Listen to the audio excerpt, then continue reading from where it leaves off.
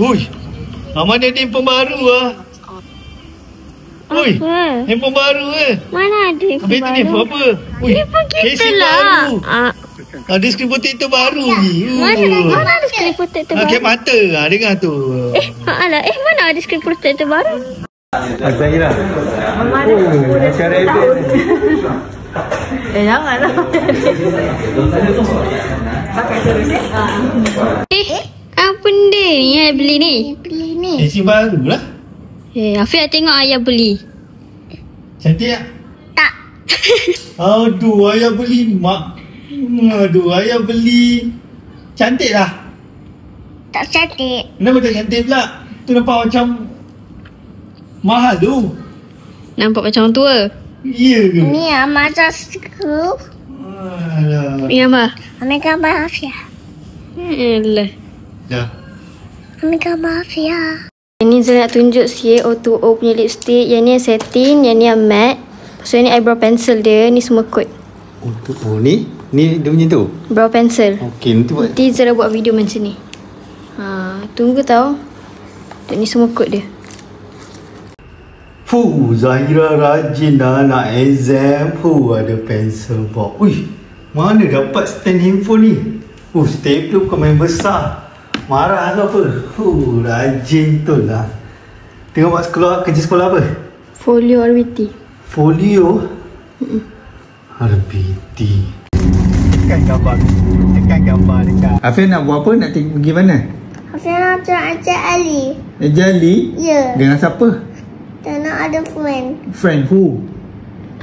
Ya. Who? Siapa?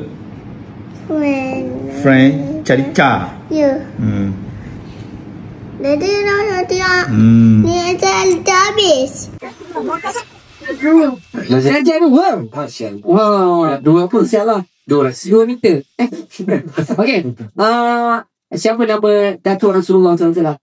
Datuk Botai. Ambil motor ni, betul ke?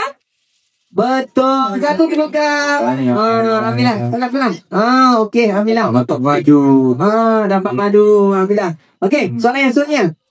Kita nak tanya soalan mudah juga. Air koko saja ni. Kalau kau susah. Tapi dia susah sikit lah. Korang budak lagi lah. Semua tak tahu main PS5. Kakak main phone. Kakak nak main phone. Lipstick. Kalau sini. Tak boleh. Nanti kena. Tak boleh kakak pakaikan. Kan. Kakak pakaikan.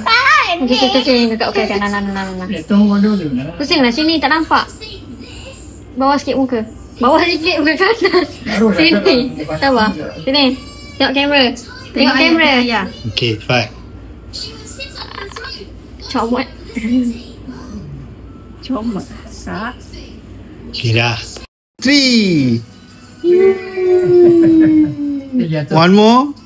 1, 2, 3. Korang nak tahu tak, Zahira beli casing ni kat Shopee tak sampai RM10 pun. Siap boleh stand lagi. Tengok tu dia punya lens ada cover. So tak adalah calar. Tengah yang hitam tu. Ada blur kan? Baim. Tapi kakak-kakak. Orang mana tingkat. Nampak? Blur kan? Cantik. Blur kan? Ni clear. Kalau yang ni? Zahira first time ni nak buat video lipstick tutorial untuk brand O2O.